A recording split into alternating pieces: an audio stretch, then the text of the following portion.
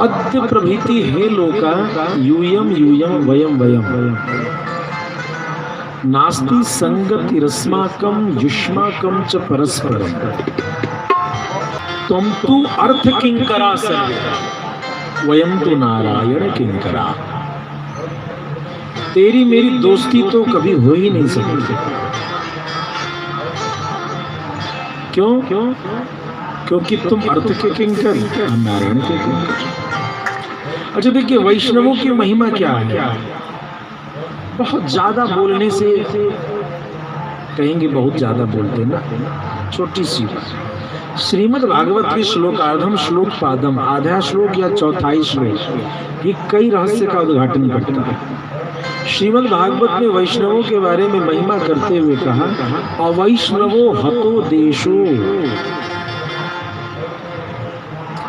जिस गांव में कोई भगवत बंधुओं वो श्मशान है।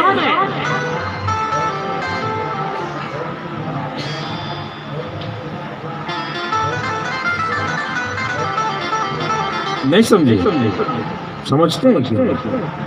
मरा हुआ गांव का मतलब शमशान। एक गांव को गांव कहलाने के लिए उस गांव में हो जाए तो वो गांव गांव।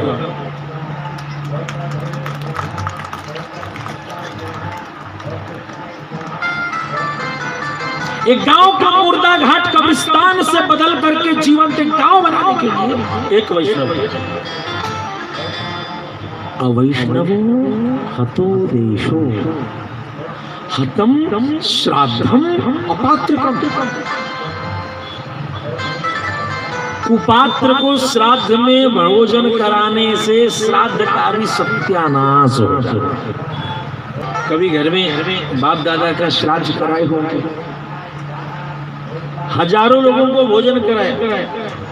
उस श्राद्ध के भोजन में जो वैष्णव ब्राह्मणों ने जो निवाला लिया, ध्यान देंगे, शायद वो एक हो, तब तुम्हारा श्राद्ध सफल हो।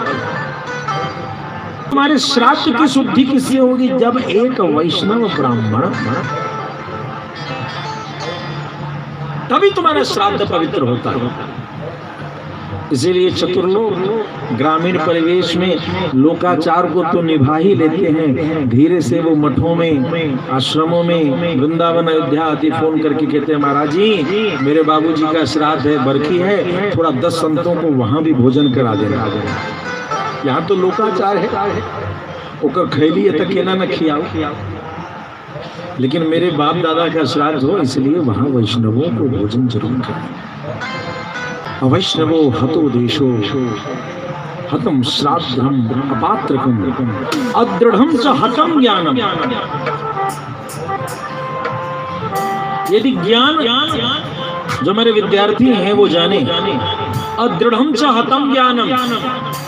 ये भैया ये किसी फिलोसोफर ने जो कह दिया बाहर के, तो we are being taught in our academic schools that practical knowledge is better than theoretical knowledge, यही ना कहते हैं। और कहेगा फलना ने कहा, अरे मूर्खों थोड़ा भागवत पढ़ लो। अदृढ़म च हतम ज्ञानम का मतलब ये है आप उस ज्ञान की अनुभूति, that is called practical class. ज्ञान विज्ञान संपन्न, यदि आप विज्ञान की अनुभूति नहीं करेंगे, प्रैक्टिकल नहीं करेंगे, प्रायोगिक रूप से अपने ज्ञान को सुदृढ़ नहीं करेंगे, तो वह ज्ञान कभी भी बेकार हो जाएगा। वैष्णव से ही गांव बनता है। क्यों?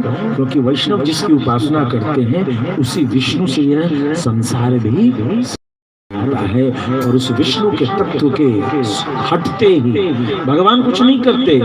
भगवान तान चदरिया जहां पड़े उस सृष्टि में महाप्रलय का प्रवेश। क्या हुआ? भगवान को कुछ नहीं करना है, तान चदरिया जहां भगवान, अब भैया बर्दाश्त करो, मैं चला आराम करने। जहां भगवान के मुख से निकला अहम स्वपीति, मैं सोया। शेषनाग ने कहा प्रभु ऐसी स्थिति कि आपको भीतर सुला लिया, तो जी मैं सोया। जैसे ही भगवान ने आंखें बंद देखी कि शेषनाग ने फुंकार मारा, और जहां शेषनाग ने फुंकार मारी महाप्रलय का दर्शन किया। अर्थात इस सृष्टि को चलने के लिए भगवान का मुस्कुराना आवश्यक है, और गांव को पवित्र कहलाने के लिए वैष्णवों का भोजन सेवा कराते रहिए।